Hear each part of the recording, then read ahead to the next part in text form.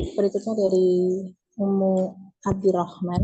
Mohon maaf untuk para peserta karena memang kita keterbatasan waktu, jadi tidak semua pertanyaan akan terjawab, Ustaz. Bismillah, maaf mau bertanya Ustadz, ada yang mengatakan bahwa tidak semua harus jadi pengusaha. Bisa jadi sebagian orang tidak ada bakat jadi pengusaha, tapi jadi thalibul ilmi dan juga pendakwah.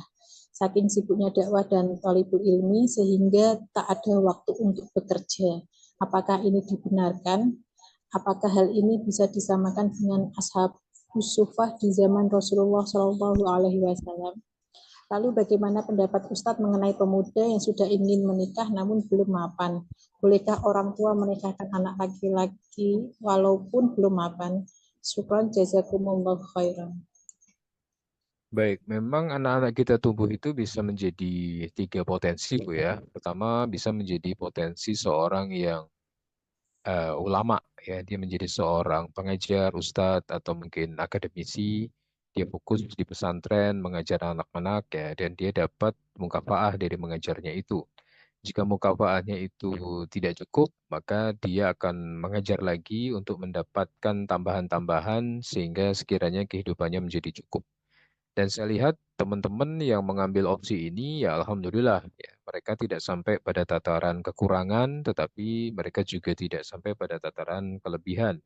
Hidupnya cukup dan selalu ada rezeki, nggak tahu datang dari mana, tiba-tiba orang kasih rezeki, tiba-tiba orang kasih barang, kasih makan, dan itu menjadi satu keberkahan buat mereka.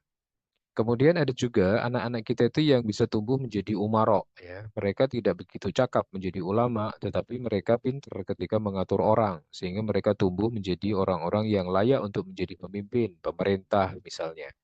Kemudian ada juga anak yang memang bakatnya bukan ulama, bukan umarok, tapi bakatnya menjadi agniya, ya. Dia pintar jualan, dia pintar bisnis, pintar dagang, sehingga menghasilkan banyak uang. Lalu kalau misalnya ada orang memilih menjadi seorang pengajar, seorang ustadz, seorang pendidik, tapi dia nggak berdagang, nggak melakukan apa-apa, apakah itu bisa disamakan dengan para ahlu sufah di zaman Nabi? Wallahu a'lam bishawab, saya tidak berani menjawab tentang itu, tetapi hari ini dengan kondisi seperti ini, menurut hemat saya, meskipun kita seorang ustadz, meskipun kita seorang pengajar, masih ada cara bagi kita untuk berdagang, ya, karena online sedemikian mudah, kita tinggal taruh barang kita di Facebook atau mungkin di Instagram atau mungkin di marketplace, TikTok atau yang lain. Nanti kalau misalnya ada orang pesen, tinggal kita kirim, transfer, selesai. Dan barang-barang pun juga melimpah, ya. Misalnya dengan modal sekecil apapun, kita tidak bisa jadi seorang traders, tidak bisa jadi seorang pedagang, produsen, kita bisa jadi seorang reseller. Ya, reseller tidak harus memiliki barangnya, tapi kita ngomong kepada yang bersangkutan, Mas, izinkan saya jadi resellernya. Tolong saya dikasih gambar-gambarnya. Nanti kalau ada orang beli, ya saya jual seharga sekian, atau saya dapat komisi dari Anda. Saya tidak ngirim, saya tidak nyetok di rumah, tapi saya hanya menjadi reseller Anda, kepanjangan tangan marketing Anda. Dengan asumsi dan saya dapat komisi setiap kali ada transaksi. Nah, itu juga bisa. Artinya, kalau mau murni murni ngajar saja, memang sepertinya apa namanya hari ini kita masih bisa melakukan lebih daripada itu. Terus tadi yang satu lagi apa, Bu? Saya lupa.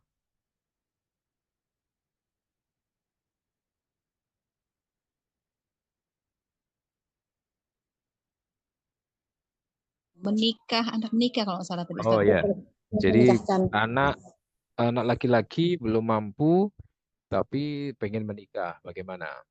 Beberapa ustadz dan juga beberapa kisah-kisah di masa lalu para tabiin, tabiut tabiin disebutkan memang ada seorang ulama yang ketika melihat anaknya sudah dalam posisi membutuhkan pasangan, meskipun dia belum memiliki pendapatan, karena dalam rangka untuk menyelamatkan agamanya sekaligus menyelamatkan dirinya agar tidak terjerembab pada lubang kehinaan, maka dinikahkan dengan seorang perempuan. Tentu saja kita carikan yang sekufu. Artinya sekufu di sini yang seimbang, ya, secara ekonomi, secara sosial.